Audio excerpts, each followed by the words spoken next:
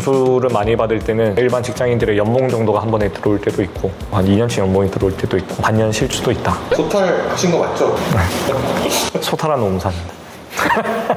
네, 안녕하세요. 소탈한 노무사 황성원 노무사입니다. 노무사님 오늘 새로운 뭔가 쓰여져 있는데 저를 좀 뭔가 표현을 해야 되겠다 싶어가지고 제가 주변에서 좀 소탈하다라는 얘기를 좀 많이 듣는 것 같아요. 또 소탈한 노무사 약간 이런 라임을 맞춰가지고 소탈로 한번 써봤습니다. 의뢰인분들이 되게 좋아하실 것 같아요. 뭔가 오늘은 어떤 얘기를 해볼까 하다가 노무사가 된 이유 라는 주제로 한번 얘기를 좀 해보려고 하는데 노무사 여러 가지 이유가 있는데 가장 큰 거는 당연히 먹고 살려고 돈 벌려고 하는 일이죠. 이렇게 얘기하기는 좀 웃길 수도 있는데 보람이나 이런 거에 대해서 생각을 했었던 것 같아요. 예전에는 제가 일반 회사를 다녔었는데 보상이라던가 보람이라던가 둘 다 없었던 것 같아요. 그러다가 노무사라는 직업을 제가 고민을 할 때 일을 제가 10건 정도 했을 때 그 중에 한 건은 정말 내가 보람을 느낄 수가 있겠다 생각을 하고 준비를 했었고 지금까지 노무사 일을 해보니까 다행히도 열에 한 건 이상 10% 이상은 보람을 많이 느끼는 것 같아요. 저 궁금한 거 있어요. 보람이라는 것을 유기견 센터에서 유기견을 돌봐도 보람을 얻을 수 있지 않습니까? 맞아요. 제가 느끼는 보람은 열심히 해가지고 이분들한테 일적인 보람 느끼고 싶었던 것 같아요. 봉사활동이나 이런 것보다는 일적으로 일도 하면서 보람을 느낄 수 있는 게 가장 좋지 않을까 그 생각을 했던 것 같아요. 노무사의 어떤 수입이 어떤지도 얼마를 버는 거냐. 노무사의 수입도 천차만별이죠. 근로자 사건을 하는 노무사냐 또는 회사 쪽 일만 하는 노무사냐 여러 가지가 있는데 10개월, 1년 걸리게 되는데 오랜 기간을 기다려서 승인이 나게 되면 그만큼 보상이 큰 경우가 있죠. 임금이 높으신 분들 또는 어려운 사건 승인율도 낮지만 그만큼 보상 금액이 엄청 높다. 보수를 많이 받을 때는 일반 직장인들의 연봉 정도가 한 번에 들어올 때도 있고 한 2년치 연봉이 들어올 때도 있고 반년 쉴 수도 있다. 소탈 하신 거 맞죠? 소탈한 노무사입니다. 국가가 공인한 직업 중에 하나잖아요. 일반적인 사람이 노무사 할 거에도 할 수가 없잖아요. 어떤 마음으로 처음에 준비를 하셨는지. 제가 노무사 준비를 할 때는 원래 기존 중공업에서 회사 생활 6년 정도 하고 노무사 준비를 했는데 그때는 딱히 D가 없었던 것 같아요.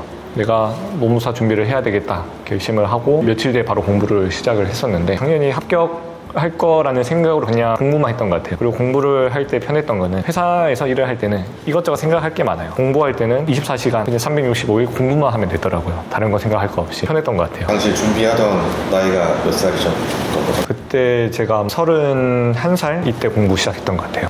또 공부에 대한 부분이 첫 해 그 해 공부할 때는 망했었어요. 제가 공부 시간을 무작정 늘려가지고 공부를 하려고 하다 보니까 갑자기 번아웃이 와가지고 퍼졌던 거죠. 그 해는 몇 달을 날렸던 것 같고 그 뒤에는 생각을 해서 루틴을 잡아야 되겠다. 시간을 딱 정해놓고 이때부터 이때 무조건 공부 그 다음에 조금씩 늘려가면서 루틴을 잡았던 것 같아요. 나중에 노무사의 공부법 이런 것도 찍어놓으면 좀 좋을 것 같아요. 노무사 공부법 제가 패커스라는 데서 강의를 하고 있다 보니까 저희 수강생들한테는 항상 얘기를 하거든요. 루틴이 가장 중요하다. 공부법도 나중에 시간 되면 한번 찍어보도록 하겠습니다. 그것도 궁금한데 처음에 노무사 합격했을 때 어떠셨는지 기분이? 합격했을 때 잠깐 좋고 원래 성격상 방방 뛰는 성격이 아니다 보니까 좋았던 것 같아요. 안정적이신 성격이신 것 같아요. 착오하신 분인데 그럼에도 불구하고 소탈을 지금 써야 되는 무한 경쟁의 시대로 들어오신 거잖아요. 예전에는 노무사만 따면 됐지만 지금은 상황이 확실히 다른 게 체감이 느껴지시나요? 저희뿐만 아니라 모든 전문직이 비슷할 것 같아요. 저도 그렇고 아무리 내가 전문 지식이 있고 내가 다른 노무사들에 비해서 다른 분들에 비해서 일을 더 잘할 수 있는데 자신도 있는데 이걸 보여주려고 하면 고객이 있어야 되잖아요. 나를 어필도 해야 되고 결국 보여줄 수밖에 없다 라는 생각이 들어서 제가 소탈하지만 소탈한 노무사로 나왔죠. 그러니까 정말 아무리 좋은 제품이 있어도 홍보가 안 되면 사람들이 모르잖아요. 그러니까 삼성이든 어디든 그런 대기업들도 계속 광고를 하는 이유가 고객이 봐야 살 거니까. 소탈한 노무사입니다. 또 준비하시는 분들도 있을 거 아니에요?